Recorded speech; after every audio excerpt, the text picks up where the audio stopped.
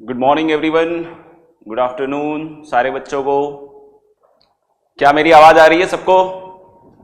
M I audible? सुनाई उनाई दे रहा है सुबह सुबह? सादर प्रणाम, बहुत बहुत आशीर्वाद। तो मेरे ख्याल से सारी जनता ने यस और यप और यस सर से अभिवादन कर दिया है कि हाँ सर आ रहा है। थोड़ा इंक्रीज कर दीजिए वॉल्यूम। करते हैं बेटा, आप भी कोशिश करो, हम भी कोशिश करते हैं।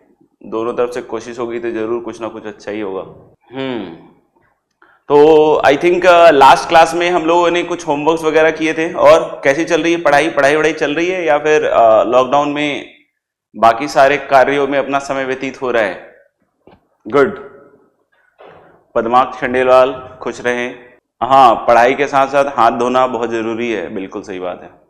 फुल डिटर्मिनेशन के साथ पढ़ाई हो रही है आर्यन शर्मा, वेरी गुड बेटा, शाबाश। तो लास्ट क्लास में होमवर्क था शायद अपना डीपीपी नंबर 5, क्या उसके आंसर्स दिए थे क्या? डीपीपी 5 था या डीपीपी 4 था? कौन सा था? Good afternoon Atharva, let us start. मेरे ख्याल से डीपीपी 5 था और डीपीपी 5 के पहले हम आंसर्स लिख लेते हैं।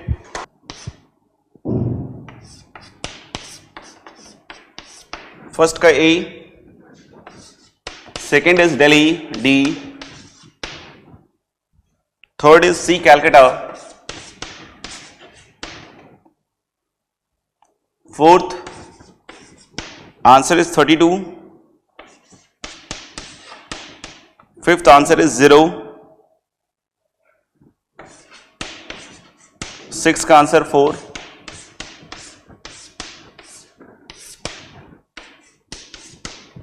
सेवन आंसर इज अगेन 4,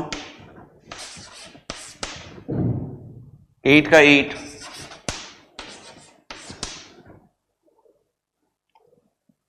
9 का 8,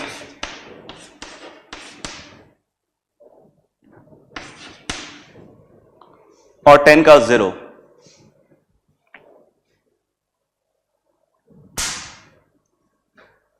जिनका टेलीग्राम लिंक ओपन नहीं हो रहा है वो एक सिंपल सा काम कर सकते हैं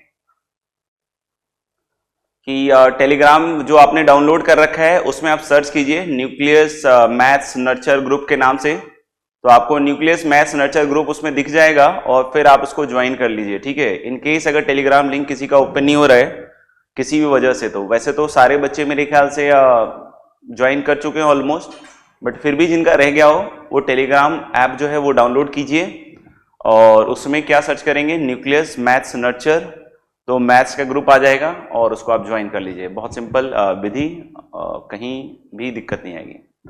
तो लेट अस डिस्कस कि कौन सा क्वेश्चन डाउट है, बताएंगे। 1 to 5 में किसी को पूछना हो कोई, from question number 1 to 5 any doubt?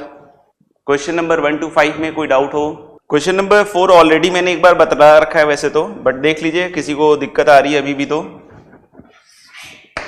उसमें 3 टर्म्स हैं, जो फर्स्ट और थर्ड टर्म है उसको क्लब कर लीजिए आप।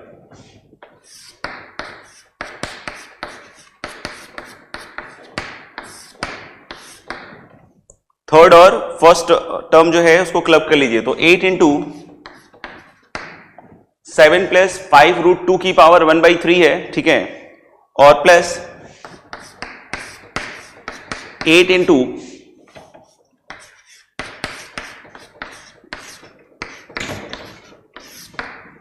7 माइनस 5 रूट 2 की पावर 1/3 है। तो मैंने क्वेश्चन नंबर 4 कुछ एक बच्चे ने लिख दिया है, वैसे तो मैंने क्लास में ऑलरेडी इसको बताया हुआ है, बट फिर भी अगर उससे नहीं हो पा रहा है तो एक बार और मैं बतला देता हूं उनके लिए।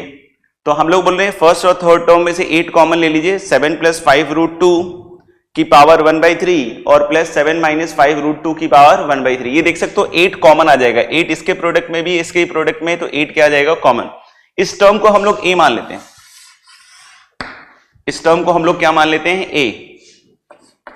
तो मेरे ख्याल से पहले डीपीपी में ही अपन ने जो मैथ्स दो कॉलम सवाल था, पहले डीपीपी का जो मैथ्स दो कॉलम सवाल था उसमें ही ये सवाल करवाया था मैंने। कैसे करवाया था?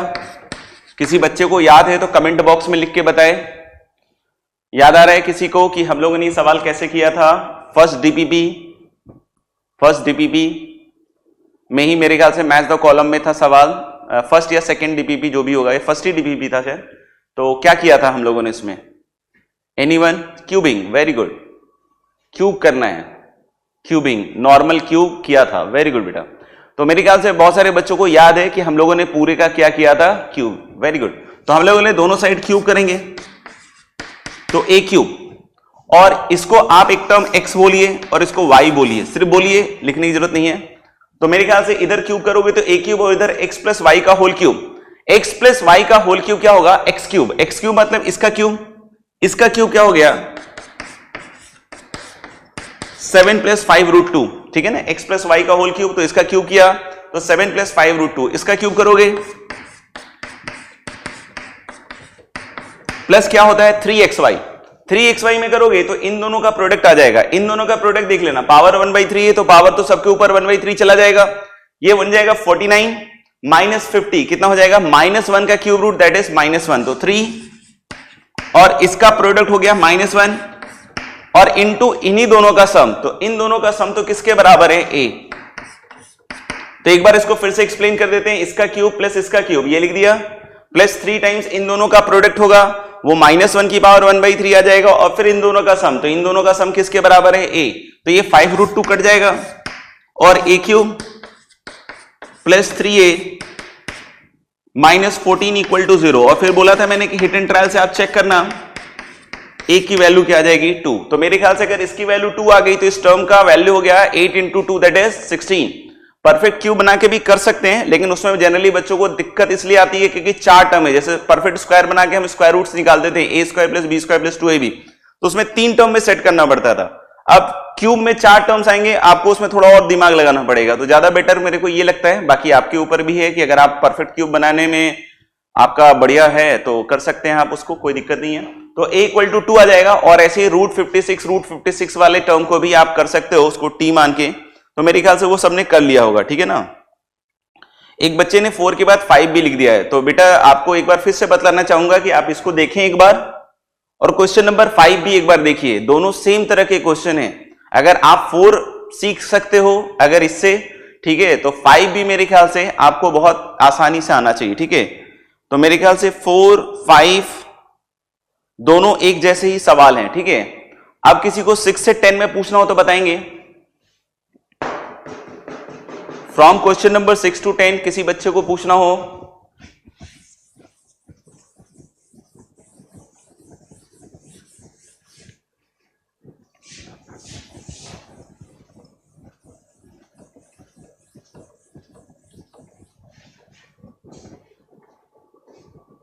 क्वेश्चन नंबर 6 कुछ बच्चों ने लिखा है और फिर शायद 10 लिखा है, नहीं तो 6 देख लेते हैं। नंबर ऑफ रियल सॉल्यूशन,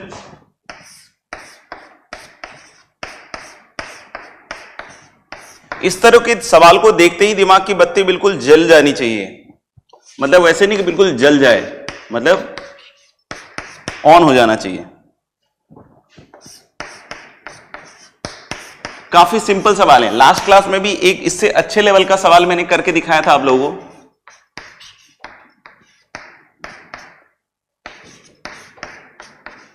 देख सकते हैं आप कि एक्सपोनेंट में एक्स स्क्वायर माइनस 15x है, और एक तरफ बेस में √3 प्लस √2 है, और एक तरफ बेस में √3 माइनस √2 है। तो हम लोग थोड़ा सा अगर ऑब्जर्वेंट रहेंगे, जिन बच्चों से सवाल ये नहीं सॉल्व हो पाया उनके बारे में सिर्फ कह रहे हैं, बाकी जिनसे सवाल हो गया वेरी गुड, थम्स अप, बहुत बढ़िया। हम लोग बोले जिनसे नहीं हुआ है वो इस चीज को थोड़ा ऑब्जर्व करें कि exponent x square minus 15x है, और यहां √3 प्लस √2 और √3 माइनस √2 है। तो क्या आपको यह समझ में आ रहा है कि √3 प्लस √2 और √3 माइनस √2 एक दूसरे का क्या है? कॉन्जुगेट। और आप इन दोनों को मल्टीप्लाई करोगे √3 प्लस √2 और √3 माइनस √2 को, तो उसकी वैल्यू कितनी आएगी? 1। यानी हम एक यहां बहुत अच्छा सब्स्टिट्यूशन रख सकते हैं कि √3 प्लस √2 की power x square minus 15x, इसको अगर हम सपोज कर लो m मान लें, मंडे है ना, तो हम लोग इसको कितना मान लेते हैं? m, ठीक है। तो ये वाली चीज जो है √3 माइनस √2 की power x square minus 15x, नहीं, ये किसके बराबर आ जाएगा? 1/m। क्यों?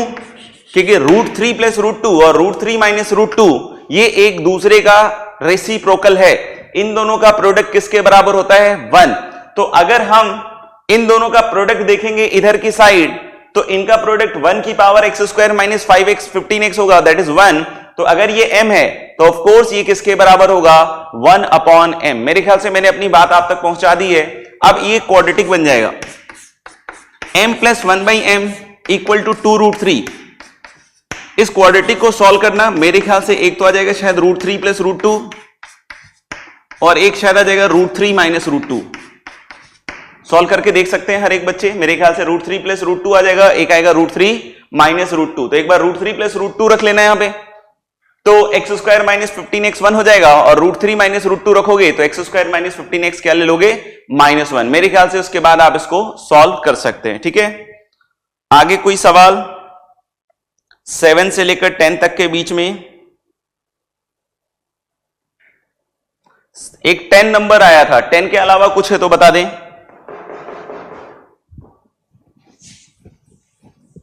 m plus 1/m equal to 2√3 के बाद क्वाड्रेटिक इक्वेशन बन जाएगा। क्वाड्रेटिक इक्वेशन सॉल्व करना मेरे ख्याल से बच्चे को पता है, उसके बाद हो जाएगा। ठीक है ना, तो let's move to question number 10। Question number 9 बेटा ऑलरेडी मैंने कल की क्लास में बताया है कि px अगर एक क्वाड्रेटिक दिया हुआ है तो रिमाइंडर थ्योरम क्या बोलेगा कि p ऑफ 3 की वैल्यू 1 और p ऑफ 5 भी 1 है। नहीं, जिन बच्चों को क्वेश्चन नंबर 9 नहीं आया है उनके लिए मैं एक हिंट दे रहा हूं, बाकी आपके टेलीग्राम ग्रुप और व्हाट्सएप ग्रुप में आप उसको पूछ सकते हैं। हिंट क्या है कि हम इसमें रिमाइंडर थ्योरम लगाएंगे। हमने क्वाड्रेटिक को x-3 से एक बार डिवाइड किया है और एक बार x-5 से डिवाइड किया है। क्वाड्रेटिक में दो अननोन है b और c, तो रिमाइंडर थ्योरम क्या कहेगा कि p ऑफ 3 किसके बराबर हो जाएगा, 1, क्योंकि r1 इज 1, और p ऑफ 5 भी किसके बराबर हो जाएगा, 1। अब p ऑफ 3 और p ऑफ 5 अगर 1 1 है तो आप px दिया हुआ x square plus bx plus c, तो एक बार 3 रख दीजिए और उसको 1 से इक्वेट कर लीजिए, एक बार 5 रख दीजिए उसको 1 से इक्वेट कर लीजिए। b और c में दो इक्वेशंस बनेंगी और उसको भी मेरे ख्याल से आप लोग सॉल्व कर सकते हैं। ठीक है, तो मेरे ख्याल से दिस वाज क्वेश्चन नंबर 9। अगर फिर भी अगर किसी को दिक्कत हो तो वीडियो को फिर से देख लीजिएगा और जैसा जैसा मैंने कहा है वैसा वैसा आप कीजिएगा and you will be amazed कि आपका क्वेश्चन सही सॉल्व हो जाएगा। ठीक है, तो let's move to last question, that is question number 10। बाकी इसके अलावा कोई क्वेश्चन रह जाए तो आप जरूर व्हाट्सएप और टेलीग्राम ग्रुप में पढ़िए। देखिए 10th जो है वो वैसे तो जेई के हिसाब से ये सवाल नहीं है,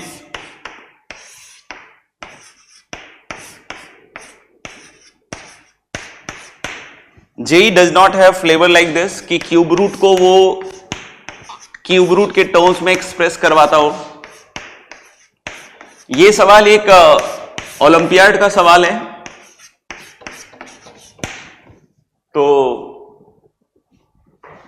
ये जो भी सवाल है आपका, ठीक है ना, जिसके बारे में मैंने अभी जस्ट आपको एक चीज क्या बोली कि एक तो क्या है कि ये जेई के फ्लेवर का सवाल नहीं है, सिंस हम लोग 10th जस्ट पास करके आते हैं तो कुछ देयर आर सम स्टूडेंट जो अपने दिमाग को बहुत अच्छी तरीके से यूज कर पाते हैं और कुछ कुछ ओलंपियाड्स की भी तैयारी करते हैं, तो जनरली उन बच्चों को करने के हिसाब से दिया जाता है। ठीक है ना, बट फिर भी अगर कुछ नहीं हो तो कोई बात नहीं, क्योंकि ये जेई के फ्लेवर का सवाल नहीं है। ठीक है ना, आपको भी पता है कि ओलंपियाड्स जो हैं अलग अलग तरह के अलग अलग नेशंस के भी होते हैं, तो ये डिफरेंट नेशन का सवाल है।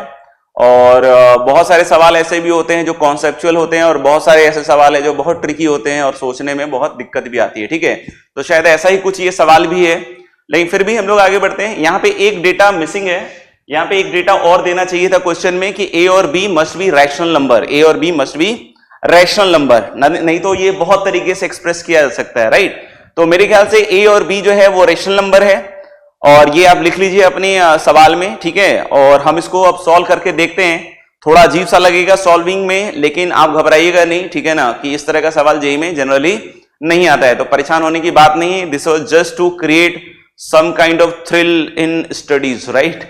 तो कोई बात नहीं, परेशान नहीं होगा। देखिएगा हम लोग बोल रहे हैं क्या कि इस क्यूब रूट ऑफ 2 को हम फिर से मंडे है तो m मान लेते हैं। क्यूब रूट ऑफ 2 को कितने के बराबर मान लिया हम लोगों ने, m, सही है क्या। अब देखना, अब क्यूब रूट ऑफ 2 को m मान लिया है तो हम लोग को एक्चुअली टास्क क्या दिया गया है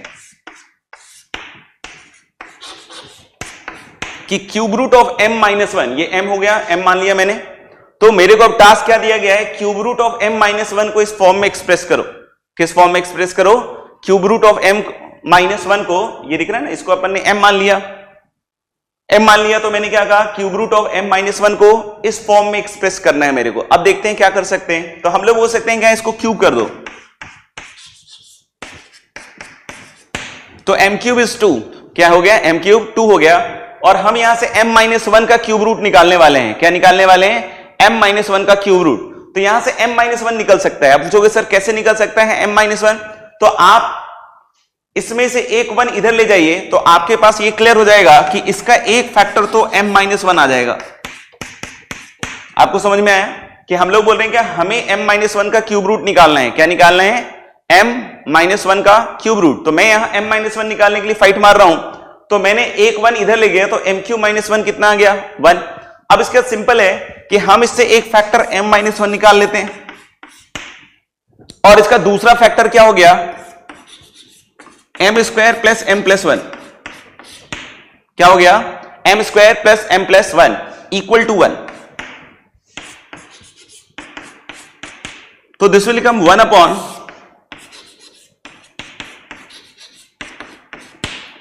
m square plus m plus one. ध्यान से देख लीजिए, कुछ नहीं किया है हम लोगों ने, इस क्यूब रूट ऑफ 2 को m माना है, फिर क्यूब किया तो m क्यूब 2 आ गया। हमें cube root of m minus one निकालना था, तो मैंने क्या किया कि एक वन इधर शिफ्ट करके m minus one into this लिख दिया।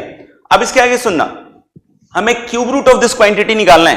अब क्यूब रूट ऑफ दिस निकालना है और मैंने इसको क्यूब रूट ऑफ दिस लिख दिया, तो आपको समझ में आ रहा है ना कि फिर वही हुआ कि आकाश से कहते हैं ना गिरे और पता नहीं कहां अटक गए। समझ में आया क्या? तो मेरे ख्याल से आपको समझना चाहिए कि यहां पे हमें cube root of m minus one निकालना है, और अगर आपने यहां cube root of m square plus m plus one लिखा तो उसमें मजा नहीं आएगा। समझ में आएगा? हाँ, लेकिन अगर इधर कोई परफेक्ट क्यूब बन जाता तो मजा आ जाता। फिर से बोल रहा हूं, ठीक है ना? हमें क्या निकालना है बच्चों, cube root of m minus one. यहां तक क्लियर है? क्यूब रूट ऑफ क्या निकालना है, m माइनस वन। मैं इधर क्यूब रूट अगर लिखता हूं, इसका क्यूब रूट इक्वल टू इसका क्यूब रूट हो जाएगा, तो इसके क्यूब रूट में भी कुछ मजा नहीं आएगा, क्योंकि हम लोग बोल रहे हैं क्या कि हम लोगों के लिए सिचुएशन थी पहले cube root of m minus one निकालना, अब क्यूब रूट ऑफ इतना विशालकाय हो गया, वो और भारी हो गया। तो हम लोग बोल रहे हैं कि इस केस में ज्यादा अच्छा क्या है कि अगर आप इसको परफेक्ट क्यूब में बदल पाओ, नहीं कहां, परफेक्ट क्यूब में बदल पाओ तो आपको फायदा मिल सकता है। इसको क्या परफेक्ट क्यूब में बदला जा सकता है? My answer is yes. कैसे? वही ट्रिकी है, देखना कैसे। तो हमारे पास नया टास्क क्या है कि इसको मैं क्यूब के फॉर्म में, परफेक्ट क्यूब के फॉर्म में बदल रहा हूं, और यही हमारे लिए सबसे ज्यादा, समझ रहे हो ना, ट्रिकी स्टेप हुआ। तो ऊपर नीचे 3 से मल्टीप्लाई कर दिया,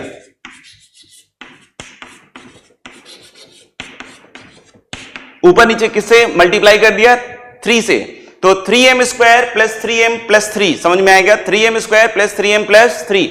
अब एक चीज और कह रहे हैं कि हम लोग इसको परफेक्ट क्यूब में बदल रहे हैं, तो आपको अगर क्यूब का कोई फॉर्मूला याद हो तो उसके हिसाब से 3m स्क्वायर प्लस 3m तो सेट हो रहा है, लेकिन आपको एक m क्यूब टाइप का भी टर्म चाहिए। आपको क्या चाहिए? एक m क्यूब टाइप का टर्म। अगर m ये है तो m क्यूब 2 था, m क्यूब कितना था, 2। तो आप देख रहे हो ना कि 3m स्क्वायर 3m है और m क्यूब टाइप का अगर टर्म चाहिए तो यहां से वो m क्यूब टाइप का टर्म मिल जाएगा। कैसे मिल जाएगा कि इस 3 को आप लिख दो 2 प्लस 1, इस 3 को क्या लिख दो, 2 प्लस 1। ये दुनिया का सबसे बड़ा ट्विस्ट आ चुका है। अब ध्यान से देखिए, हम लोग बोल रहे हैं कि इस 3 को क्या लिख दिया मैंने, 2 प्लस 1, और 2 किसके बराबर है, m क्यूब। तो ये बन जाएगा 3 अपॉन, इस 2 को m क्यूब से रिप्लेस कर रहे हैं,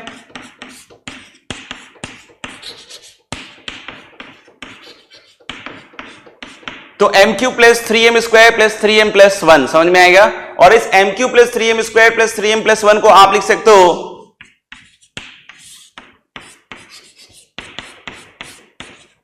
3 अपॉन m प्लस 1 का होल क्यूब। तो इस तरीके से हम लोग इसको परफेक्ट क्यूब में बदल दिया। अब देखना, अब हमें cube root of m minus 1 निकालना था। क्या निकालना था? ध्यान से देखिए, cube root of m minus 1, और हमारे पास m माइनस 1 ये आ गया। तो what will be cube root of m minus 1? This will be cube root of 3, ये m minus 1 equal to this आ गया था, इसका क्यूब रूट लिख रहे हैं, तो क्यूब रूट ऑफ 3 अपॉन कितना हो गया, m plus 1। Cube root of 3 upon कितना हो गया, m प्लस 1। समझ में आ गया? m क्यूब कहां से आ गया?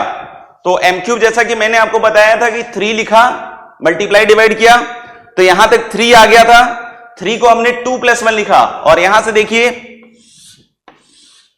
2 इक्वल टू कितना है, m क्यूब। 2 इक्वल टू कितना है, m क्यूब। तो इस 2 को मैंने किससे रिप्लेस कर दिया, m क्यूब से, जिसकी वैल्यू 2 थी, और +1 जो है वो बिछड़ा हुआ पहले से ही है, तो ये लिख दिया हमने +1। ठीक है सुधीर सिंह जी, तो उसको हम लोगों ने लिख दिया। अब मैंने क्या कहा कि m-1 इज दिस थिंग, तो क्यूब रूट ऑफ m-1 क्या हो जाएगा, ऊपर क्यूब रूट ऑफ 3 और नीचे क्या बन जाएगा, m+1। अब देखना एक चीज, इसको हम लोग रेशनलाइज कर रहे हैं, तो ऊपर नीचे m² माइनस m+1 से मल्टीप्लाई डिवाइड कर रहे हैं। देख लो किससे मल्टीप्लाई डिवाइड कर लिया, m² माइनस m+1 से। अब नीचे क्या बनेगा, m³+1, इन दोनों का प्रोडक्ट क्या बनेगा, m³+1, और ये बना क्यूब रूट ऑफ 3। और यहां देखना m था नहीं, m³ वॉज 2, m³ वॉज 2, तो m कितना था 2 की पावर 1/3, तो m² हो गया 2 की पावर 2/3 माइनस 2 की पावर 1/3 +1। नहीं, यहां पे मैंने m की वैल्यू क्या थी 2 की पावर 1/3, तो यहां पे रख दिया 2 की पावर 1/3, तो 2 की पावर 2/3 माइनस 2 की पावर 1/3 और +1। और नीचे बताओ m³ अगर 2 है तो नीचे 2 + 1 कितना हो जाएगा 3, नीचे 2 + 1 कितना हो जाएगा 3, और ये कैंसल आउट होगा तो नीचे बनेगा 3 की पावर 2/3। ये समझ में, क्यूब रूट ऑफ 3 और नीचे 3 कैंसल आउट होके क्या बनेगा 3 की पावर 2/3। अब नेक्स्ट कुछ नहीं है, सिंपल अब आ गया। अब हम लोग इसको लिख सकते हैं ऊपर वाले को 2 की पावर 4/3, सॉरी 2 की पावर 2/3 को क्या लिख सकते हैं हम लोग 4 की पावर 1/3 माइनस 2 की पावर 1/3 +1, और नीचे जो 3 की पावर 2/3 है उसको आप लिख सकते हो 9 की पावर 1/3। क्या लिख सकते हो 9 की पावर 1/3। अब हम लोग क्या कर रहे हैं कि सबको अलग अलग करके रख देंगे, तो सबको अलग अलग करेंगे तो 4/9 की पावर 1/3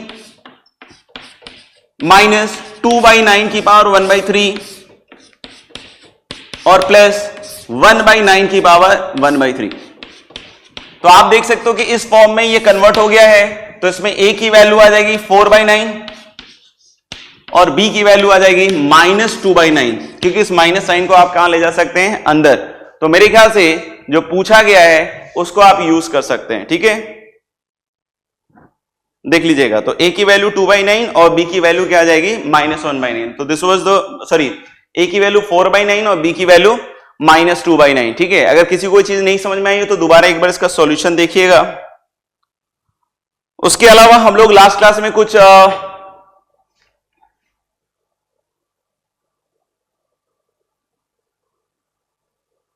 नीचे 3 की पावर 2/3 कैसा आया बेटा, यहां क्यूब रूट ऑफ 3 था, देख लो एक बार और बता दे रहा हूं, क्यूब रूट ऑफ 3 था और नीचे 3 था, तो ये जब कैंसल आउट होगा, क्योंकि ये m³ + 1 3 था, तो ऑफकोर्स ये कैंसल आउट होगा, तो क्या बचेगा 3 की पावर 2/3। समझ में आएगा। बाकी हम लोगों ने शीट में से भी कुछ क्वेश्चन दिए थे,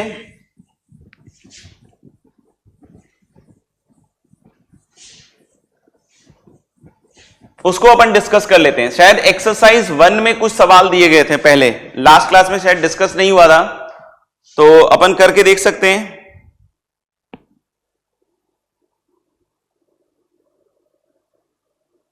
एक्सरसाइज 1,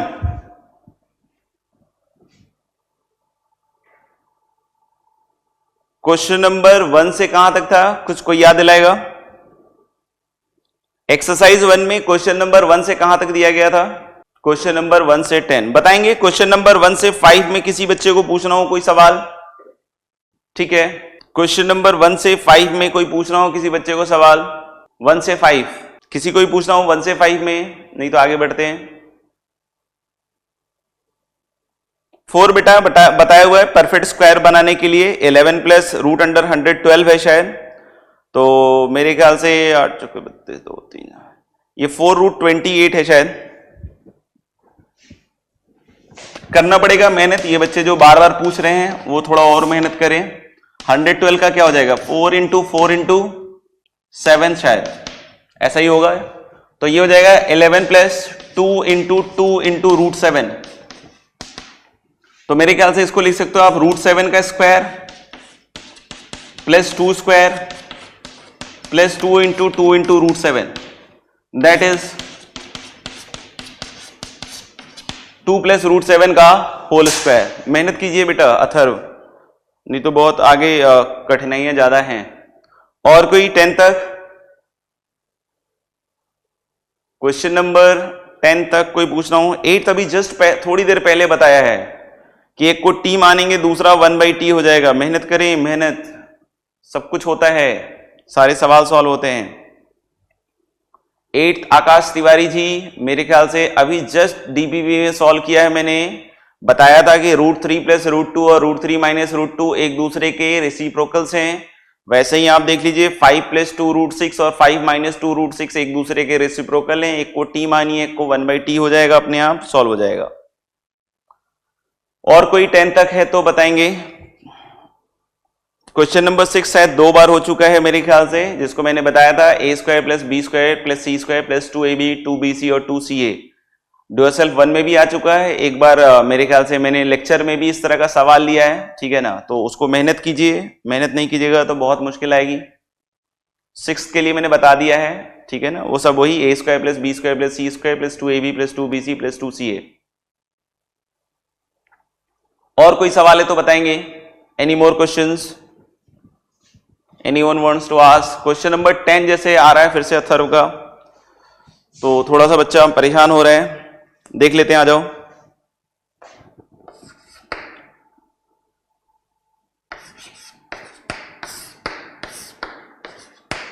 थ्री की पावर 2x² को हम लोग लिख सकते हैं 3 की पावर x² की पावर 2। क्या लिख सकते हैं?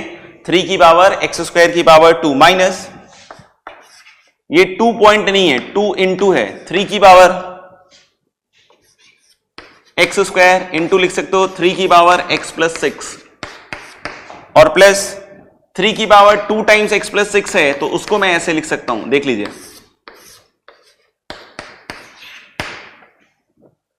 तो मेरे ख्याल से मैंने इसमें कुछ खास नहीं, सिंपल सा एक काम किया है। 3 की पावर 2x² था, तो 3 की पावर 2x² को ऐसे लिख सकते हैं, क्योंकि आपको पता है वो प्रॉपर्टी, कौन सी प्रॉपर्टी? a की पावर m की power n। We all know this exponential rule, a की power m whole raised to the power n is what? a की पावर mn। तो अगर मैं इसकी बात करूं तो ये क्या हो जाएगा? वही a की पावर m की पावर n, मतलब 3 की पावर क्या हो जाएगा? 2x², यानी जो पहले था वही हो गया, ठीक है। और यहां पे भी देख लीजिए 3 की पावर 2 इंटू x प्लस 6 था, जिसको मैंने क्या लिख दिया? 3 की पावर x प्लस 6 का होल स्क्वायर। अब आप इसको अगर 3 की पावर x² को m1 माने और 3 की पावर x प्लस 6 को अगर m2 माने, तो ये क्या हो जाएगा? m1 का स्क्वायर माइनस 2 m1 m2 और plus m2 square equal to 0। ये मेरे ख्याल से सब बच्चे पहचानते होंगे, m1 माइनस m2 का whole square and that is equal to 0। तो this will lead us to m1 equal to m2। अगर ये m1 इक्वल टू m2 दे रहा है बच्चों, तो मेरे ख्याल से आप देख सकते हो x² इक्वल टू, इन दोनों को इक्वेट करोगे तो x² इक्वल टू क्या जाएगा? x प्लस 6 और x² equal to x plus 6 एक सिंपल सा क्वाड्रेटिक है। Now you can solve it. तो मेरे ख्याल से 1 से 10 तक हम लोग ये कर चुके हैं और अपन अब वापस से थ्योरी पे आते हैं। क्वेश्चन नंबर 7 भी मेरे ख्याल से रेशनलाइजेशन है 4/,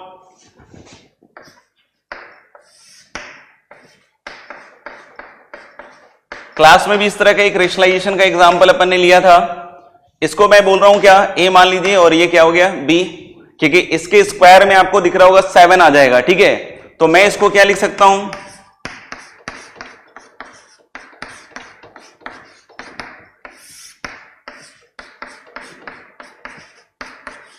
कि इससे मल्टीप्लाई डिवाइड कर लीजिए आप।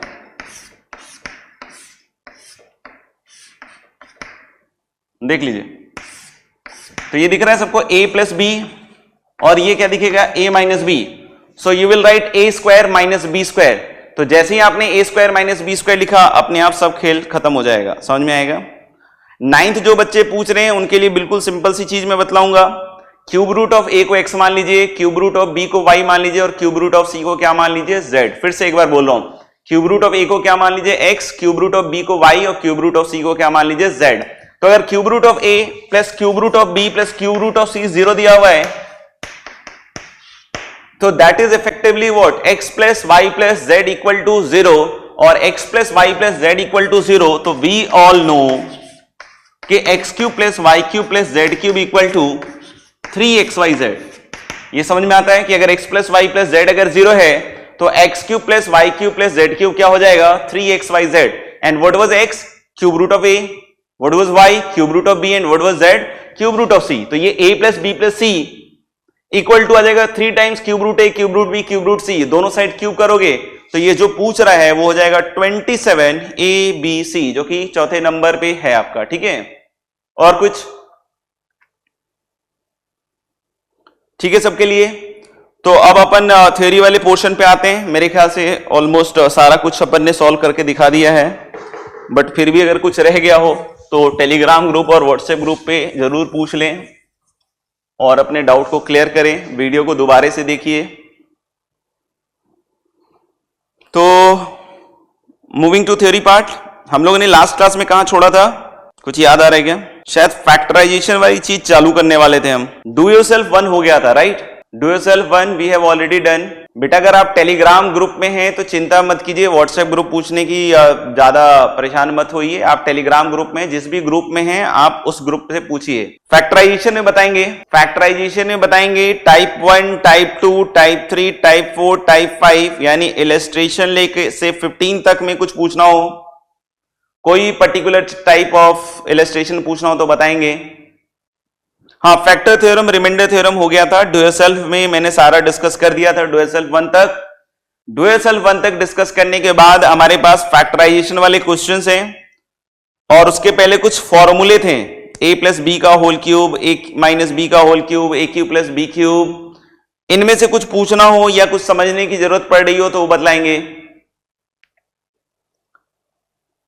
ठीक है, इलस्ट्रेशन 15 समझ में नहीं आया। सुधीर सिंह का बहुत ही प्रिसाइज डाउट आया है, बहुत अच्छा लगा देखकर कि बच्चे प्रिसाइज पूछ रहे हैं। बाकी ऊपर से 15 लिख रहे हैं और कुछ बच्चे लास्ट लिख रहे हैं, ये सब मतलब गड़बड़ है।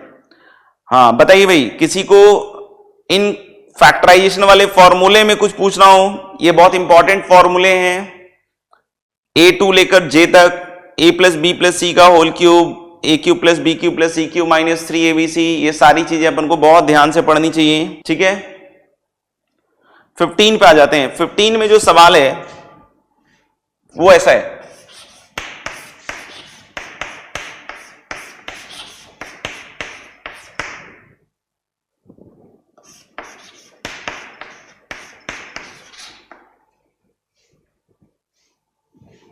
वैसे तो ये अपने आप में बहुत सिंपल फैक्टराइजेशन है। जब हम लोग पढ़ते थे, मतलब अभी पढ़ते हैं, लेकिन जब हम लोग 9th 10th में पढ़ते थे तो मेरे ख्याल से 6th 7th या 8th में क्वाड्रेटिक इंट्रोड्यूस किया जाता था और उस समय ये जो 4 फैक्टर्स थे उनको किस तरीके से हैंडल करना होता है वो सिखला दिया जाता था। अभी हो सकता हो कि शायद नहीं सिखलाया दिया जाता हो या फिर हम लोग ज्यादा मन से उस चीज को देखते नहीं हो। ध्यान से देखिएगा, जब भी इस तरीके से 4 फैक्टर आए तो हम एक चीज क्लबिंग कर सकते हैं। क्लबिंग क्या कर सकते हैं वो ध्यान से सुनिए कि हम लोग बोल रहे हैं क्या कि फर्स्ट एंड लास्ट और ये मिडिल दो को क्लबिंग कर सकते हैं। अब बोलोगे क्लबिंग करने का क्या फायदा होगा? हम लोग बोले क्लबिंग करने से आप देखोगे कि एक पर्टिकुलर टर्म दोनों में आएगा। जैसे आप देखना, अगर मैं इन दोनों का प्रोडक्ट लिखूंगा तो क्या आएगा बच्चों? x square plus 3x। क्या आएगा इन दोनों के प्रोडक्ट में? x square plus 3x। इन दोनों के प्रोडक्ट में क्या आएगा? x plus 1 into x plus 2 है, तो that will give you x square plus 3x plus 2। क्या आएगा? x square plus 3x plus 2। तो मेरे ख्याल से बिल्कुल क्लियर हो गया सबको कि x इंटू एक्स प्लस 3 को क्लब क्यों किया, क्योंकि इन दोनों में एक पर्टिकुलर स्ट्रक्चर रिपीट हो रहा है। क्या? x square plus 3x। तो ये जो क्लबिंग करते हैं हम इस चीज को देखते हुए करते हैं कि फर्दर जो है हम सिंप्लीफाई कर सकते हैं या फर्दर सिंप्लीफाई नहीं कर सकते हैं। समझ में आएगा? तो मेरे ख्याल से आप सबको क्लियर हो गया कि क्लबिंग इस तरह से क्यों की गई, क्योंकि x स्क्वायर प्लस 3x दोनों में बन रहा है। समझ में आएगा? अब देखना, -8 तो था ही। अब हम चाहें तो x स्क्वायर प्लस 3x को फिर से मान लेते हैं m। x square plus 3x को फिर से क्या मान लेते हैं? m। अब हम लोग बोल सकते हैं कि m into m plus 2 minus 8। क्या आया? m into m plus 2 minus 8। इसको जैसे ही आप देखोगे तो m square plus 2m minus 8, नहीं, m into M plus 2 minus 8 क्या हो जाएगा, m square plus 2m minus 8। क्या इसको फर्दर तोड़ सकते हैं? Answer is yes. इसको कैसे हम फैक्टराइज कर सकते हैं? दिस इज 2m को लिख दो वही 4m, नहीं, और माइनस 2m। कैसे लिख सकते हो 2m को 4m माइनस 2m? तो अपने आप इसके दो स्प्लिटिंग्स हो जाएंगे, एक तो हो जाएगा m प्लस 4 और एक हो जाएगा m माइनस 2। एक क्या हो जाएगा m प्लस 4 और दूसरा क्या हो जाएगा m माइनस 2। तो what is m? m is x square plus 3x, नहीं, m is x square plus 3x। और इसी तरीके से दूसरा हो जाएगा x square plus 3x plus 4 into x square plus 3x minus 2। ये तो फर्दर अब स्प्लिट नहीं हो सकता है क्योंकि आप लोगों को पता है क्वाड्रेटिक के रियल फैक्टर्स नहीं आएंगे। इसमें रियल फैक्टर आ सकते हैं लेकिन वो फैक्टर्स कैसे होंगे, इरेशनल। तो अब क्वेश्चन के रिक्वायरमेंट के ऊपर या आंसर के रिक्वायरमेंट पे डिपेंड करता है कि हमको वाकई में इरेशनल फैक्टर्स में जाने की जरूरत है या इसी फॉर्म में छोड़ देने की जरूरत है। समझ में आ गया? तो मेरे ख्याल से ये हो गया, ठीक है ना। और कोई फैक्टराइजेशन वाले पार्ट में किसी को पूछना है तो बताएंगे, ठीक है। रेशियो एंड प्रोपोर्शन मेरे ख्याल से मैंने दे दिया था पढ़ने के लिए आपको, और मेरे ख्याल से ratio and proportion IIT JEE के सिलेबस में ऐसा नहीं है, ये बस इसलिए दिया गया है आपको सो दैट कि आपका जो पुराना है वो पुरानी चीजें ब्रश अप हो जाए। समझ में आएगा? बट फिर भी आपको कुछ पूछना है रेशियो प्रोपोर्शन में तो वो बताइए बस। If you want to ask any specific doubt तो you can ask it in ratio and proportion, ठीक है। रेशियो प्रोपोर्शन में कोई स्पेसिफिक डाउट पूछना है तो वो बता सकते हैं।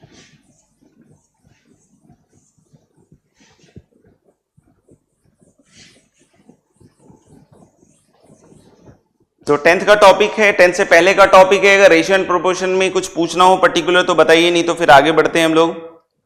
जैसे एक बच्चे ने लिखा है sir please explain mean proportional. तो जैसे अगर 4 नंबर्स हैं, ठीक है ना, ए बी सी डी, और a upon B equal to C upon D है तो इसको प्रोपोर्शन कहते हैं। ये तो आपको समझ में आता है। इसको हम लोग क्या कहते हैं, मीन्स, और इसको क्या कहते हैं हम लोग, एक्सट्रीम्स। नहीं, हम लोग बोलते हैं क्या कि इसको क्या कहते हैं, मीन, और इसको क्या कहते हैं, एक्सट्रीम। तो उसमें आपने फॉर्मूला भी देखा होगा, product of extreme equal to product of what, mean. तो मीन प्रोपोर्शनल में अगर कोई पूछ रहा है कि ए और डी का मीन प्रोपोर्शनल बताओ, ए और डी का मीन प्रोपोर्शनल बताओ, तो हम लोग क्या कह देते हैं कि x is the mean proportional. तो उससे डेफिनेशन से क्या होगा कि a is to x has to be what, x is to d। What is the definition of mean proportional? कि अगर कोई दो नंबर्स हैं a और d और उसका कोई बोल रहा है कि मीन प्रोपोर्शनल बताओ, तो हम लोग बोलेंगे क्या कि let the mean proportional be x। तो x अगर मीन प्रोपोर्शनल माना आपने तो a is to x has to be what, x is to d। तो यहां से a by x equal to x by d, और यहां से अगर a और d दो नंबर हैं तो उसका जो मीन प्रोपोर्शनल हम लोग लिखते हैं that is x equal to root over of AD। समझ में आया क्या? तो इस तरीके से हम मीन प्रोपोर्शनल निकालते हैं, ठीक है। और कुछ पूछना हो तो बताएंगे। This is definition of Arkadeep Poddar ji की हम लोगों ने अभी बोला, जो उसको दोबारा सुनिए वीडियो में, अपने आप समझ में आएगा।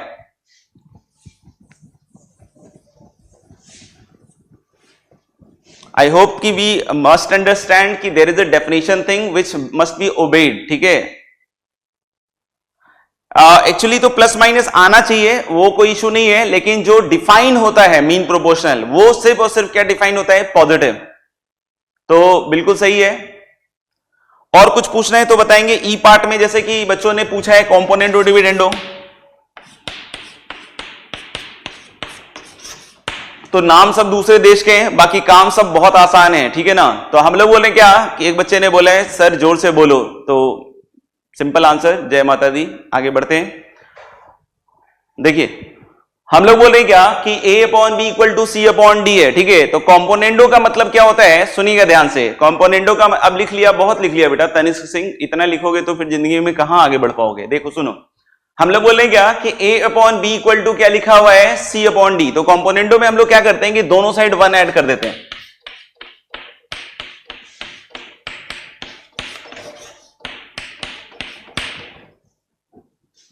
ठीक है, तो a अपॉन b प्लस 1 और equal to c upon d plus 1। तो हम लोग बोल सकते हैं क्या,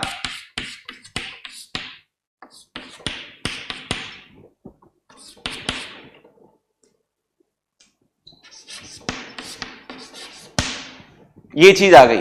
पहला पार्ट आपने देखा होगा कि a plus B upon B equal to क्या हो जाएगा, c plus D upon D. ये क्लियर है सबको। इसी तरीके से अगर इसमें से आपने -1 किया, देखिए ध्यान से कि a अपॉन बी -1 और c अपॉन डी -1, ये सब नाम है, इसमें ज्यादा अभी चिंता करने की जरूरत नहीं है। हाँ, इसके यूज को अपन आगे चल के देखते रहेंगे। तो माइनस कर लिया, तो मेरे ख्याल से a minus B upon B equal to C minus D upon D. अगर इसको फर्स्ट और सेकेंड बोलते हैं और इसको डिवाइड कर दीजिए आप, तो फर्स्ट एंड सेकेंड बोल के अगर डिवाइड कर दीजिएगा आप, तो a plus B upon A minus B equal to C plus D upon C minus D. अब बोलोगे सर इसका यूज कैसे होगा, तो यूज हम लोग आगे चल के देखेंगे। इसका यूज जो होता है मोस्टली सिंप्लीफिकेशन के तौर पे होता है। ध्यान रखें कि ये जो भी हम लोग अप्लाई कर रहे हैं कि अगर a upon B equal to C upon D है, तो you can write this as well as you can write this. इसको हम लोग क्या कहते हैं, कॉम्पोनेंडो डिविडेंडो। समझ में आएगा। तो मेरे ख्याल से ये चीज अपनी क्लियर हो चुकी है, ए बी सी पार्ट। उसके अलावा कोई पार्ट हो तो बताइए, इसी का अगर कोई और पार्ट है तो बताएंगे। सिक्स्थ पार्ट जैसे कमल किशोर सिन्हा जी ने लिखा है, सिक्स्थ पार्ट से पहले किसी बच्चे को कुछ पूछना हो तो बताएंगे, बिफोर सिक्स्थ पार्ट।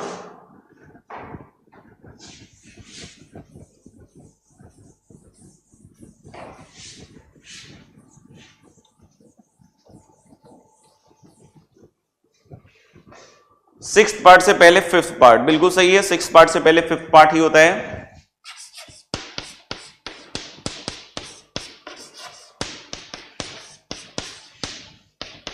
ये काफी इंपॉर्टेंट प्रॉपर्टी है, a upon B equal to C upon D equal to E upon F. ये डॉट डॉट का मतलब क्या हुआ बच्चों, कि इस तरीके से अगर और भी रेशियोज बराबर हो रहे हो तब भी कोई ज्यादा फर्क नहीं पड़ेगा। इसको लिख रहा है ये lambda 1a plus lambda 2c plus lambda 3e upon lambda 1b plus lambda 2d plus lambda 3f। समझ में आएगा। They lambda 1, lambda 2, lambda 3 they are all real numbers. तो ध्यान से सुन लीजिए,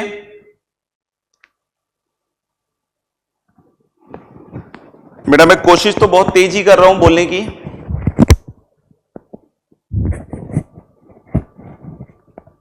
अभी आवाज आ रही है क्या? नाउ अब आवाज का वॉल्यूम कैसा है? ठीक है, अब आवाज का वॉल्यूम सारे बच्चों के लिए ठीक है। मेरे ख्याल से इतने से काम चलाइए। मेरे ख्याल से प्रॉपर लिख रहे हैं बच्चे, loud and clear. Thank you. हाँ, देख लेते हैं। हम लोग बोल रहे हैं क्या, सुनना है। इस प्रॉपर्टी में क्या करें, this is very important. a upon B equal to C upon D equal to E upon F. और अगर ऐसे और भी रेशियोज इक्वल हैं, समझ में आया क्या, अगर ऐसे और भी रेशियोज इक्वल हैं तो हम लोग इस तरह के फॉर्म में लिख सकते हैं। समझ में आएगा। तो मैं अभी इन तीन रेशियो के बारे में बात कर रहा हूं कि दिस थ्री, कि a upon B equal to C upon D equal to E upon F equal to lambda 1a plus lambda 2c plus lambda 3e upon lambda 1b plus lambda 2d plus lambda 3f। अब बोलोगे sir ये कैसे हो गया, तो हम लोग बोले कि कैसे हो गया वो तो मैं सिखा दूंगा, लेकिन इसका करते क्या है। तो हम लोग बोले करते कुछ नहीं, सिंपल है कि इसको सिंप्लीफिकेशन के लिए यूज करते हैं। बहुत सारे बड़े बड़े प्रॉब्लम्स में भी ये सारे ट्रिक्स क्या करते हैं, बिल्कुल उस प्रॉब्लम को बहुत छोटा कर देते हैं। समझ में आएगा। प्रॉब्लम को छोटा मतलब सॉल्यूशन के लेंथ को छोटा कर देते हैं। समझ में आएगा। उसको अपन आगे चल के देखेंगे। बाकी फॉर द टाइमिंग इसको सीखते हैं। जैसे अगर कभी भी इस तरह से 2-3 रेशियोज बराबर दिए रहते हैं तो what we generally do is कि हम इसको किसके बराबर मान लेते हैं, K. We assume this to be K. तो can we assume this to be K? Answer is yes, कि हम लोगों ने इसको कोई नंबर के मान लिया। ठीक है, a upon B, C upon D, E upon F equal to क्या मान लिया, के। तो ये सारे बराबर हैं, यही तो प्रूव करना है ना, ये सारे के सारे कैसे हैं, बराबर। तो अगर मैं इसको भी के प्रूव कर दूंगा तो काम चल जाएगा मेरा। इसको भी मैं क्या प्रूव कर दूं, के। तो मेरा काम चल जाएगा। अब यहां से देखना a इक्वल टू क्या आएगा, a इक्वल टू आएगा बी के, c इक्वल टू क्या आएगा डी के, और e इक्वल टू क्या आएगा एफ के। फर्स्ट वाले को यूज किया, a इक्वल टू बी के, c इक्वल टू डी के और e इक्वल टू क्या आएगा एफ के, और मुझे इसको भी k के बराबर प्रूफ करना है। तो देखना लैम्डा 1 और a की जगह मैंने क्या यूज किया बी के, प्लस लैम्डा 2 c की जगह मैंने क्या यूज किया डी के, और प्लस लैम्डा 3 और इसकी जगह मैंने क्या यूज किया एफ के, और नीचे क्या है बच्चों lambda 1 B plus lambda 2 D plus lambda 3 F. तो what you all can see is कि ये जो k है ये k कॉमन आ जाएगा और ऊपर नीचे कैंसल आउट हो जाएगा। This is lambda 1 B lambda 2 D lambda 3 F, और lambda 1 B lambda 2 D lambda 3 F, ये कैंसल आउट होके this is equal to k। तो यहां से हम लोग बोल सकते हैं कि ये सारे रेशियोज क्या हो जाएंगे सेम। अब ये पता नहीं सत्यनारायण जैन ने क्या पूछा कि लैम्डा की जगह जाई यूज कर सकते हैं क्या सर? कर लीजिए बेटा, लैम्डा की जगह कुछ भी यूज कर सकते हैं। पॉइंट बस ये है कि जो ऊपर मल्टीप्लाई किया है लैम्डा 1a लैम्डा 1b, फिर इसको लैम्डा 2 से मल्टीप्लाई किया तो लैम्डा 2c लैम्डा 2d, और इसको लैम्डा 3 से मल्टीप्लाई किया तो लैम्डा 3। अब इसकी जगह कोई बोले सर मैं इसको अल्फा 1 से मल्टीप्लाई कर लूं, इसको अल्फा 2 से या अल्फा 3 से, तो डिफरेंट प्रॉपर्टी नहीं होगा, प्रॉपर्टी तो यही होगा, बस हम जो नोटेशन से उसको थोड़ा डिफरेंट तरीके से यूज कर रहे हैं, ठीक है ना। तो आप कुछ भी यूज कर सकते हैं सत्यनारायण जी।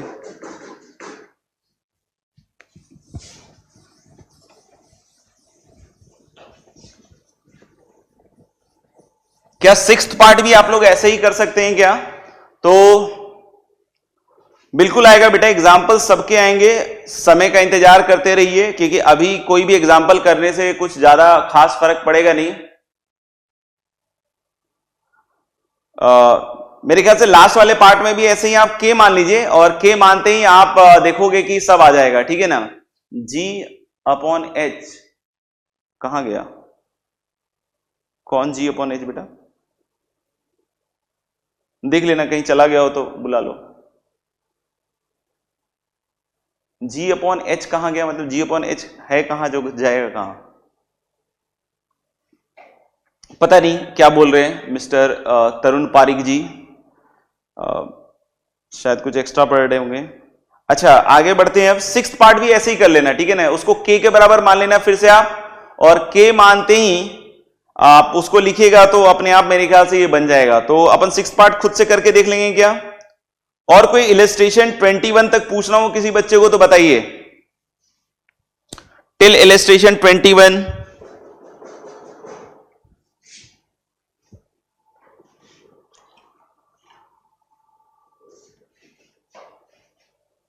इलस्ट्रेशन 19 लिखा है किसी बच्चे ने, इलस्ट्रेशन 19 देखिए।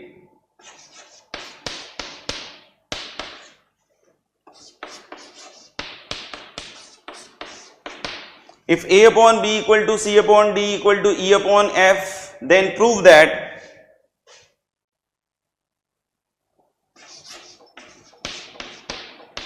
a cube b plus 2c square e minus 3a e square f upon b की power 4 plus 2d square F minus 3bf cube equal to ACE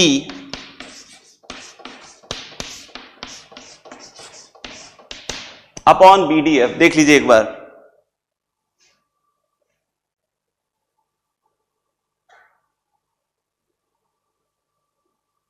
six part के लिए बोल दिया गया है, नेसेसरी इंस्ट्रक्शंस जारी कर दिए गए हैं, ठीक है ना। तो मेरे ख्याल से वो करके देख लीजिएगा। प्रियंका यादव ने लिखा sir in homework only till 15। अच्छा चलो ठीक है, तो अगर सिर्फ होमवर्क 15 तक ही दिया गया है तो हम इसको बाद में करेंगे, ठीक है। तो मेरे ख्याल से इसको आप लोग एक बार और अटेम्प्ट कर लीजिएगा, वही के मानते हुए कीजिएगा, अपने आप सब बनेगा, ठीक है। तो लेट्स मूव। अच्छा मैं क्या कह रहा था, प्रियंका यादव जी ने कहा है कि अभी सिर्फ कहां तक है, 15 तक, और इलस्ट्रेशन 21 तक आप एक बार कर लीजिएगा, फिर अपन डिस्कस करते हैं। फिर हम अगले पे आते हैं, इंटरवल्स।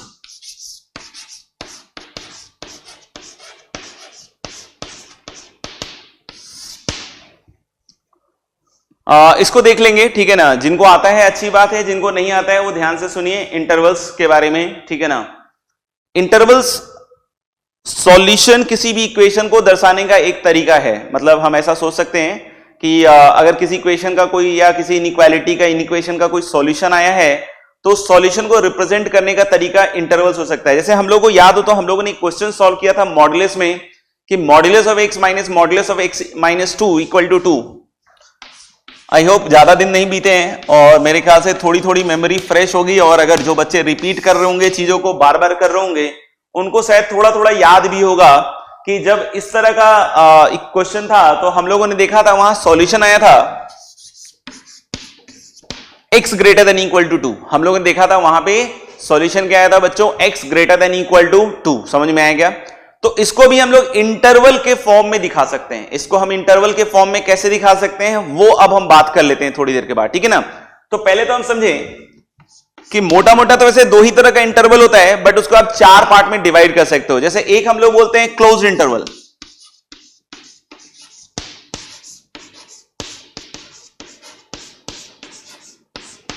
एक हम लोग बोलते हैं ओपन इंटरवल,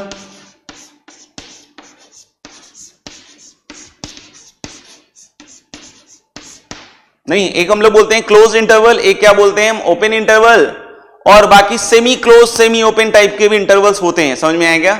जैसे अगर कोई पूछे सर क्लोज इंटरवल, तो हम लोग बोलेंगे क्या कि इसको मैं नोटेशन के फॉर्म में लिख के दिखाता हूं, समझने की कोशिश कीजिएगा। ऐसे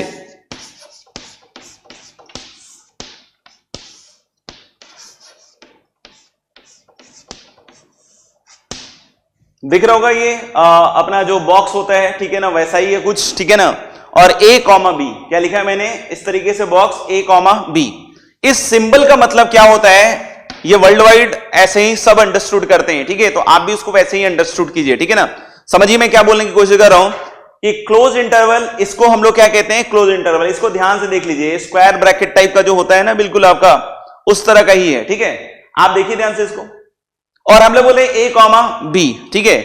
ये वर्ल्ड वाइड अंडरस्टूड कैसे होता है कि a से b के बीच का हर एक नंबर, a से b के बीच का हर एक नंबर, a और b रियल नंबर्स हैं, ठीक है। a से b के बीच का हर एक number including a and b, including a and b। यानी कि कभी ऐसा लिखा हुआ मिले आपको,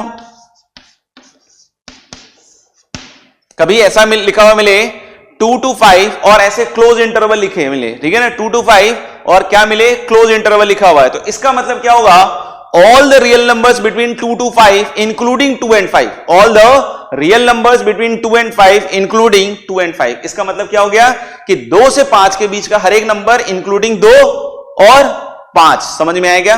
तो इसको हम लोग क्या बोलते हैं, क्लोज इंटरवल। तो कभी ऐसा लिखा रहे कि x belongs to this, ये साइन को हम लोग इंग्लिश में कैसे पढ़ते हैं,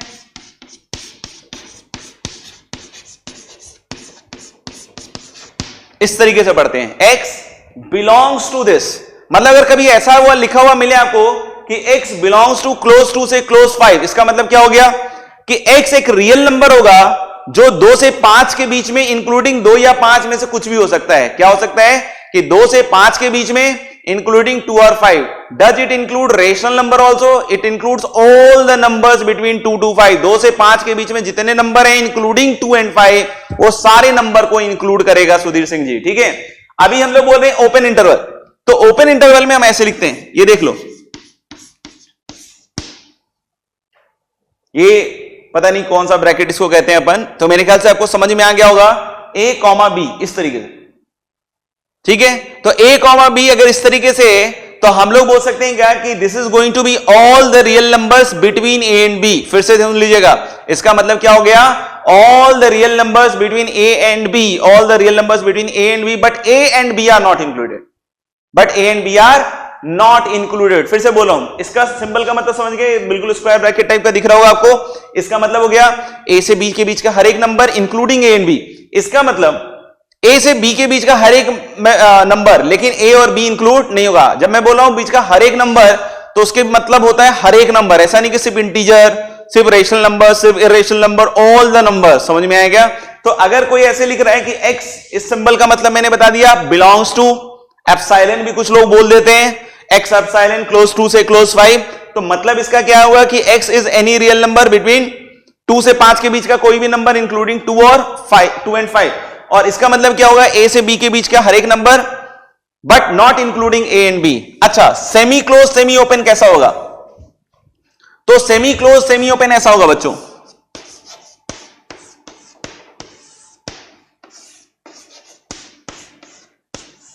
पहले ब्रैकेट्स का फील लें। ये दिख रहा है स्क्वायर ब्रैकेट a b, और ये ऐसे वाला ब्रैकेट है, फिर a b, ये ऐसा और ये ऐसा वाला ब्रैकेट है, ठीक है? तो कोई इसका मतलब पहले बताएं, व्हाट डज दिस मीन? अगर समझ गए तो बताएं। बिल्कुल सही। इसका मतलब हो गया कि जो भी नंबर होगा वो a से बड़ा होगा और b से छोटा होगा। वो तो समझ में आ गया कि a से b के बीच का हर एक number a will be included but b is not included, b is excluded। इसका मतलब क्या हो गया कि a is included and b is excluded। इसी तरीके से इसका मतलब क्या हो गया भाई, ओपन क्लोज वाला? इसका मतलब हो गया कि a is not included but b is included। तो इसमें भी a से b के बीच का हर एक नंबर, इसमें भी a से b के बीच का हर एक नंबर। फिर से बता रहा हूं कि अगर कोई लिख रहा है ऐसे, तो इसका मतलब होगा a से b के बीच का हर एक number including a but excluding b, और इसका मतलब एक्सक्लूडिंग a इंक्लूडिंग b। तो मेरे ख्याल से मोटा मोटा इसी तरीके से 4 ब्रैकेट्स होते हैं, और वो मैंने आपको समझा दिया। एक चीज और सुन लेना, ये जो ओपन इंटरवल है इसको रिप्रेजेंट करने से का एक और तरीका है। इस ओपन इंटरवल को रिप्रेजेंट करने का एक और तरीका है, सुनना ध्यान से। इस ओपन इंटरवल को हम लोग कैसे रिप्रेजेंट कर सकते हैं? The other way to represent this open interval is like this.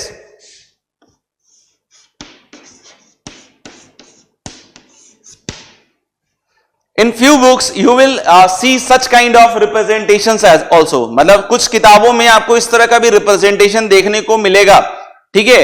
आप देखोगे क्या कि a कॉमा b लिख देगा, और ये जैसे क्लोज था ना, क्लोज, ये ध्यान से देखिए क्लोज वाला था, इसको जस्ट उल्टा कर दीजिए आप। नहीं, ये जो क्लोज वाला था इसको जस्ट क्या कर दीजिए आप, उल्टा। तो ओपन इंटरवल को एक इस तरीके से भी रिप्रेजेंट किया जाता है, a कॉमा b, और इस तरह का सिंबल अगर लिख दिया गया, ये समझ में आ रहा है कैसा सिंबल है? इसको जस्ट उल्टा करना है आपको, ठीक है ना? तो ये क्या हो जाएगा, open a to b, open a to b, मतलब इसमें भी a से b के बीच का हर एक नंबर, और a और b इंक्लूड नहीं होगा, a और b इंक्लूड नहीं होगा। तो क्या ये सिंबल भी सबको समझ में आ गया कि अगर ऐसे भी लिखा हुआ है तो इसका भी मतलब क्या हो गया, ओपन इंटरवल।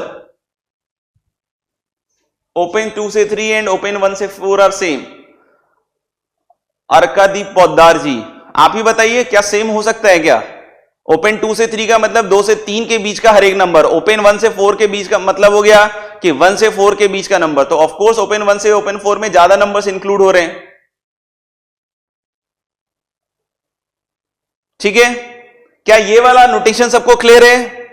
क्या ये वाला नोटेशन सबको क्लियर है? देख लीजिए सब लोग, is this notation clear? Open A से ओपन बी का ये नोटेशन क्लियर है सब बच्चों को? एक बार यस लिख के बताएं। ठीक है मेरे ख्याल से। तो मेरे ख्याल से ये समझ में आ गया कि ओपन इंटरवल को रिप्रेजेंट करने के 2 रास्ते हैं, एक ये वाला भी रास्ता है और एक ये वाला भी रास्ता है। और चीज सुनिए, एक होता है कर्ली ब्रैकेट्स, एक क्या होता है, कर्ली ब्रैकेट्स। ऐसे मान लो ऐसे लिखा हुआ है कर्ली ब्रैकेट्स 2,3, नहीं, हम लोग बोलेंगे क्या लिखा हुआ है, कर्ली ब्रैकेट्स 2,3। क्या लिखा हुआ है, curly brackets 2,3। What is curly brackets 2,3? इसका मतलब हो गया ओनली नंबर 2 एंड 3। नहीं, हम लोग बोलेंगे इसका मतलब क्या हो गया, सिर्फ और सिर्फ कौन से 2 नंबर, 2 और 3। ये समझ में आ रहा है कि अगर कर्ली ब्रैकेट्स 2,3 लिखा हुआ है तो इसका सिर्फ और सिर्फ क्या मतलब होगा, 2 ही पॉइंट्स। कौन से 2 पॉइंट्स, 2, और दूसरा पॉइंट कौन सा होगा, 3। समझ में आएगा? तो मेरे ख्याल से क्लियर है ये चीज भी। आगे बढ़ते हैं, कर्ली ब्रैकेट्स का ही मतलब।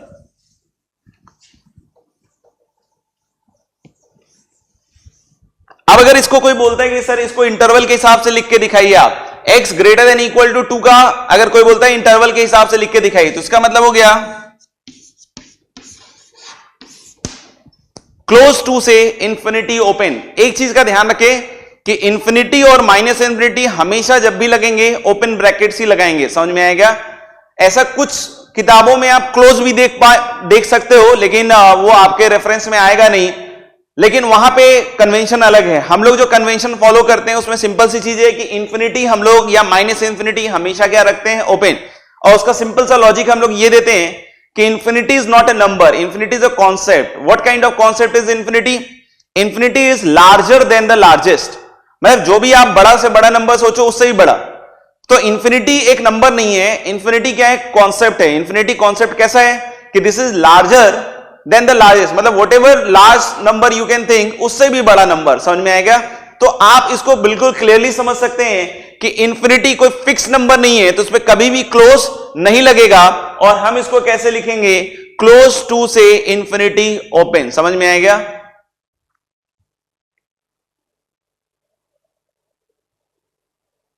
हाँ, infinity can not be achieve so it is open, that's why I am also saying कि इंफिनिटी कोई नंबर नहीं है फिक्स, तो आप उसको फिक्स नहीं कर सकते, वो चलता जाएगा। तो इसलिए हम उसको क्या है, ओपन इंटरवल की तरह दिखा रहे हैं। तो क्लोज टू से क्या कह रहे हैं, इंफिनिटी क्या, ओपन। उसको लिखने का तरीका मैंने बतला दिया है, समझ में आएगा। एक आपने देखा होगा यूनियन, और एक देखा होगा इंटरसेक्शन।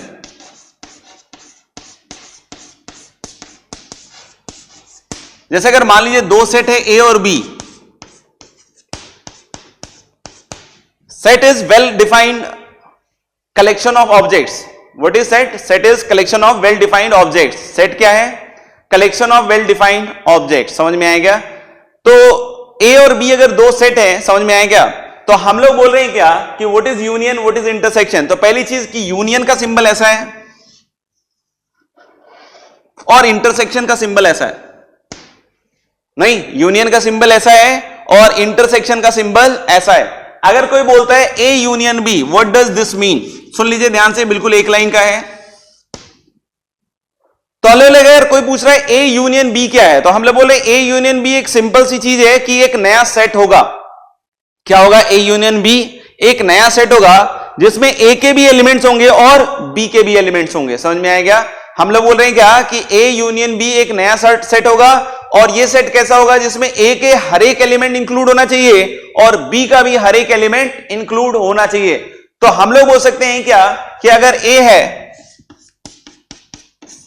मान लो 1 2 3 4 चार एलिमेंट का सेट, और बी है 2 3 4 5, बी क्या है 2 3 4 5। तो अगर कोई पूछे कि ए यूनियन बी, तो हम लोग बोले ए यूनियन बी में क्या क्या आएगा, 1 2 3 4 5, मतलब all the elements of A as well as the elements of what, B. हम लोग बोले all the elements of A as well as elements of set B. लेकिन अगर कोई पूछ रहा है कि व्हाट इज द इंटरसेक्शन, जैसे अगर कोई पूछता है ए इंटरसेक्शन बी, तो ए इंटरसेक्शन बी फिर से एक नया सेट होगा, और उस सेट में नहीं, ए इंटरसेक्शन बी फिर से एक नया सेट होगा, और उस सेट में जो ए और बी के कॉमन एलिमेंट्स होंगे सिर्फ वही आएंगे। नहीं, हम लोग बोले उस सेट में सिर्फ ए और बी के कॉमन एलिमेंट आएंगे। मतलब अगर कोई ए इंटरसेक्शन बी पूछ रहा है मेरे से, तो what is the answer for A intersection B? This will be what, the common element set that is 2 3 and 4। तो इस तरीके से हम लोग यूनियन और इंटरसेक्शन के बारे में भी समझ चुके हैं, समझ में आ गया।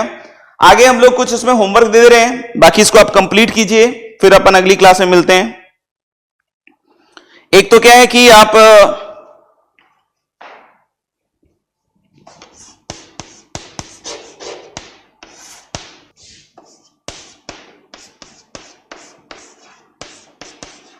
Illustration 16 to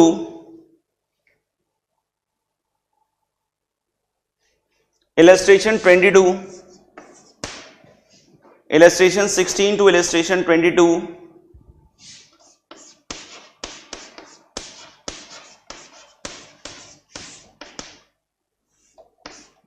do yourself 1 कर चुके हैं, तो डू योर सेल्फ 2 और मॉडुलस भी हम लोग कर चुके हैं, तो 22 की जगह आप इसको कहां तक ले जाइए, 24 तक। इलस्ट्रेशन 16 से 24 और dual self 2 and 3, illustration 16 to 24 and dual self 2 and dual self 3। इसके बाद इसमें सिर्फ दो ही चीजें बताने के लिए बच गई हैं, ग्रेटेस्ट इंटीजर और फ्रैक्शनल पार्ट, तो वो मैं अगली क्लास में आपको बतला दूंगा। उसके बाद कुछ ज्योमेट्री की बातें हैं, ठीक है ना, A similarity, congruency, basic proportionality theorem, तो ये सब 10th के पहले का है। ये सिर्फ इसलिए दिया गया है कि आप इसको फिर से एक बार देख लीजिए, इसमें मेरे लायक डिस्कशन का कुछ नहीं है। तो आप ये जो पार्ट है पूरा जो भी आपके ज्योमेट्री वाला है वो आप एक बार खुद से देख लीजिए, क्योंकि ये सारी चीजें आप लोग ऑलरेडी जानते हैं। फिर एक्सरसाइज 1 में हमने 10 तक कर लिया है, तो एक्सरसाइज 1 में question number 11 to question number 29, ठीक है। तो मेरे ख्याल से होमवर्क क्लियर है। अभी मैं डीपीपी कुछ भी नहीं दे रहा हूं, होमवर्क ये सारा शीट से ही है, ठीक है। Illustration 16 to 24, dual self 2 and dual self 3, उसमें जितने भी सवाल हैं वो सारे करने हैं। और एक्सरसाइज 1 में क्वेश्चन नंबर 11 to 29, ठीक है। तो कुछ भी अगर इसमें समझ में नहीं आया हो तो इस वीडियो को एक बार फिर से देख लीजिएगा।